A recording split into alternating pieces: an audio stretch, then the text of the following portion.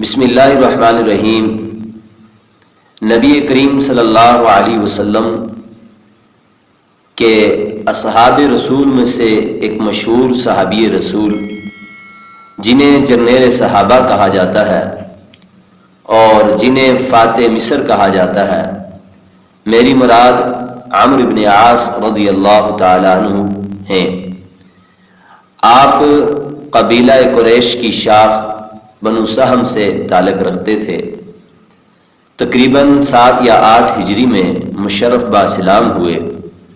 اسلام قبول کیا۔ آپ اپنے اسلام لانے کا واقعہ یوں خود بیان کرتے ہیں کہ جب میری زندگی میں وہ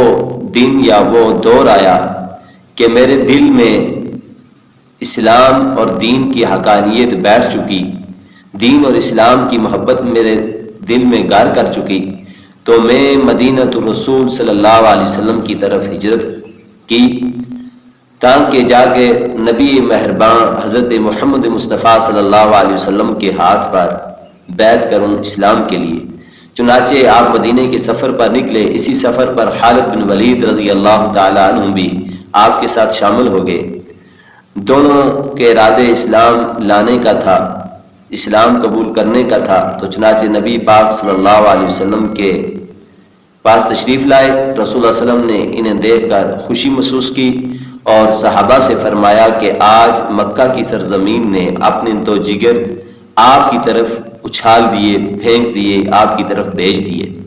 چنانچہ انہوں نے رسول اللہ علیہ وسلم سے عمرو بن عاص نے کہا کہ اللہ کے نبی،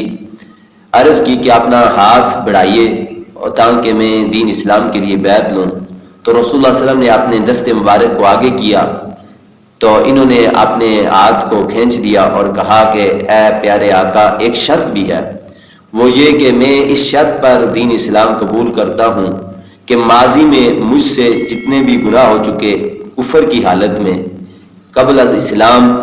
مجھ سے جو غلطیاں سرزاد ہو چکی، جو میں دین اسلام کی مخالفت میں سامنے آیا، اللہ وہ میرے سارے گناہ معاف فرما دیں گے۔ تو اس پر نبی کریم صلی اللہ علیہ وسلم نے فرمایا،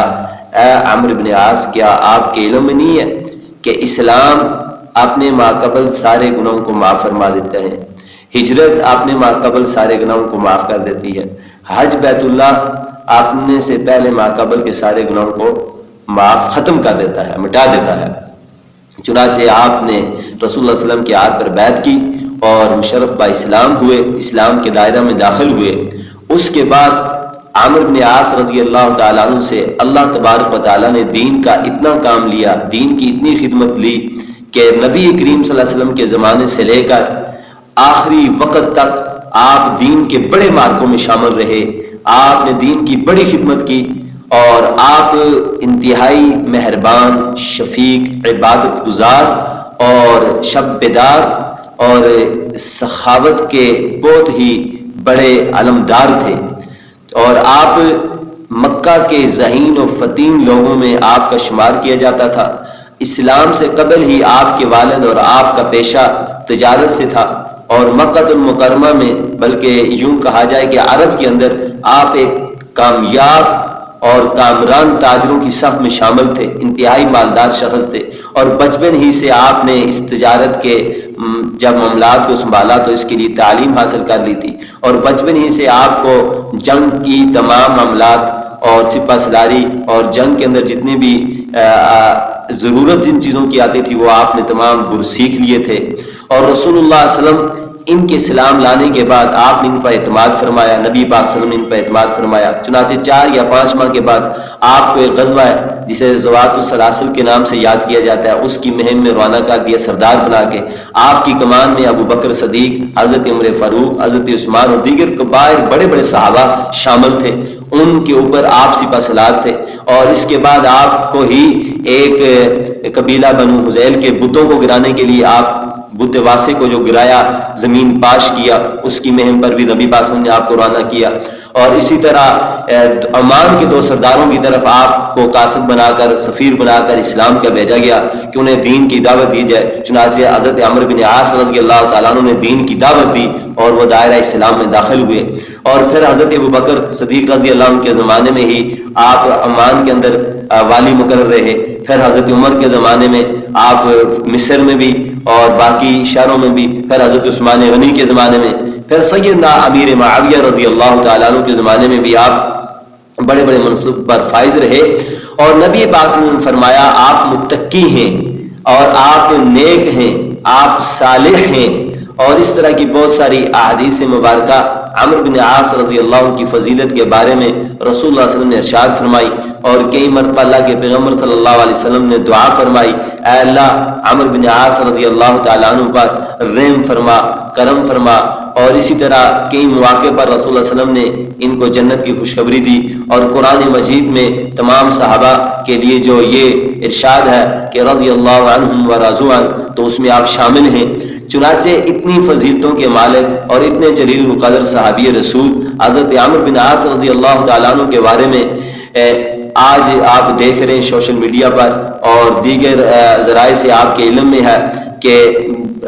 رافضی تو رافضی ہیں، اور دوسرے لوگ تو بالکل وہ جو اصحاب پیغمبر کی عزت و توقیر نہیں کرتے، ان کو برا بلا اور دیگر باتیں ان کے بارے میں اپنے منہ سے بکواسات بکتے رہتے ہیں۔ لیکن اہل سنت والجماعت کا لبادہ اوڑھ کر ایک شخص راولپنڈی کی سرزمین پر بیٹھ کر اصحاب پیغمبر رسول صلی اللہ علیہ وسلم کے بارے میں اس طرح بازاری اور گھٹیا زبان استعمال کرے، تو میں اہل سنت کے علماء سے، بالخصوص اہل سنت و جماعت بریلوی حضرات کے علماء سے گزارش کروں گا کہ آپ اپنی اندر سے اس طرح کے سیاہ کارنامے والوں کو، اور جو اہل سنت کا لبادہ اوڑھ کے در حقیقت رافضی ہیں، خارجی ہیں، وہ آپ کی صفوں میں گھسے ہوئے ہیں، آپ کے اکابرین اور آپ کے سلف کی زندگیوں کے کارناموں کو داغدار کر رہے ہیں، تو اس طرح کے لوگوں کو آپ اپنی صفوں سے نکالیں، اور اس شخص کو شرم کرنی چاہیے۔ اب ملک پاکستان کے جتنے بھی بڑے ادارے ہیں اور جتنے بھی انتظامی ادارے ہیں، وہ قانونی راستہ اختیار کرتے ہوئے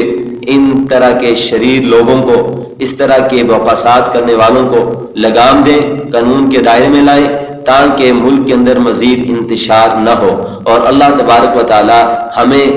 فاتح مصر جرنیل صحابہ عمرو بن عاص رضی اللہ تعالیٰ عنہ کی زندگی کا مطالعہ کر کے ان کے کارناموں کو امت کے سامنے رکھنے کی توفیق عطا فرمائے، اور انہی کی زندگی کے اوپر نقش قدم پر چلتے ہوئے ہمیں اللہ موت عطا فرمائے۔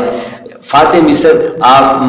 مصر کے فاتح ہیں، یہ بہت بڑے کارنامے آپ کے اس چھوٹے سے کلپ میں، مختصر سے وقت میں آپ کے سامنے نہیں رکھ سکتا۔ آپ فاتح مصر کے نام سے جتنی کتابیں لکھی گئی، فتوحات شام کے اور فتوحات مصر کے نام سے، اور اسی طرح دیگر جن عنوان سے اہل سنت کے علماء نے جو کتب لکھی ہیں، ان کا بغور مطالعہ کریں۔ تاریخ کی کسی بھی مجروح اور ضعیف روایت پر یا تاریخی بات پر کسی بھی صحابی رسول کی گستاخی اور کسی بھی صحابی رسول کو برا بلا کہنے سے خود بھی بچیں، اور دوسرے مسلمانوں کو بھی بچنے کی تلقین کریں، تاکید کریں۔ اللہ تبارک و تعالی ہم سب کو عمل کرنے کی توفیق عطا فرمائے۔